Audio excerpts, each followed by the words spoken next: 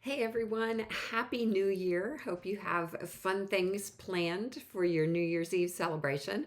I hope that 2024 has been a good year for you. And as we're moving towards 2025, I hope that you'll be open and attentive to whatever focus the Lord has for you in the year ahead. So I wanted to do just a little bonus video at the end of our Journey Through the Be Still series. One of the things that Brian mentioned, I think on the videos, but certainly in the book, was the use of prayer lists. And that can be a bit daunting if you've got a long list of things in just a single list, and everything you're praying for is in that one list, and you look at that, it might be 3 pages long, and you go, well, I can't pray for that every day. I don't have time. I can't even remember all those things. So I wanted to share with you a couple of ways that you can take that big prayer list and divide it into smaller bites, if you will, that will allow you to regularly bring all of these things before the Lord in prayer, and also to keep track of the ways the Lord responds to your prayer.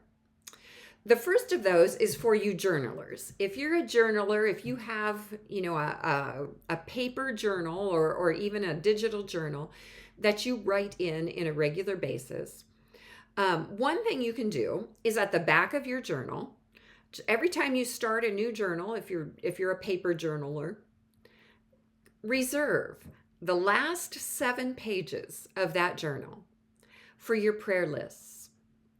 And then just title those pages Sunday, Monday, Tuesday, Wednesday, one for each day.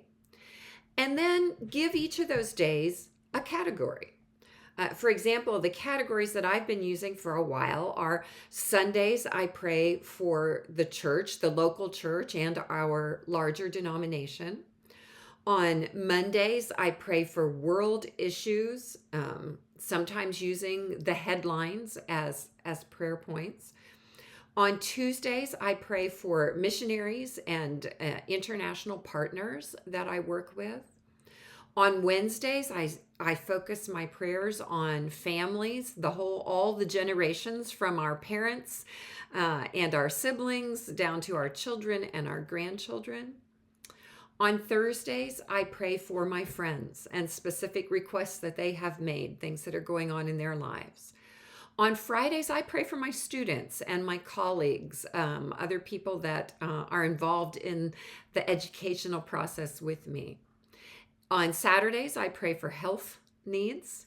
And then on Sundays, I start over again.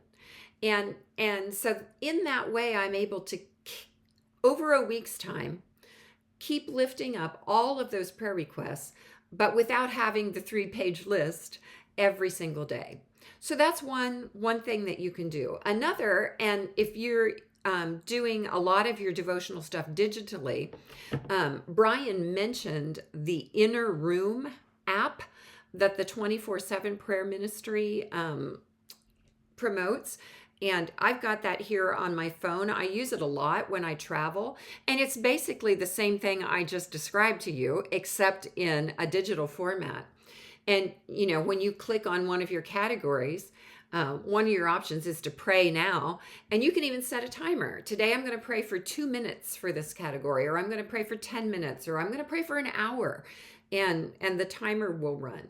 So both of those things, the back of your journal, breaking down of your list into categories, or the Inner Room app, which also allows you to break your list into categories, are just ways to make your prayer list more manageable.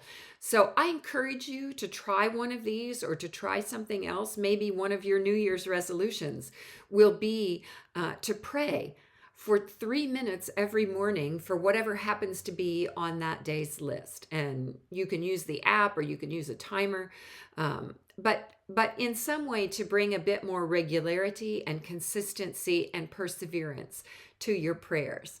So I hope you find these ideas helpful. Let me know what you're trying as you try out new things in your quiet time, and how things are working for you and what you're discovering. God bless you, and again, Happy New Year.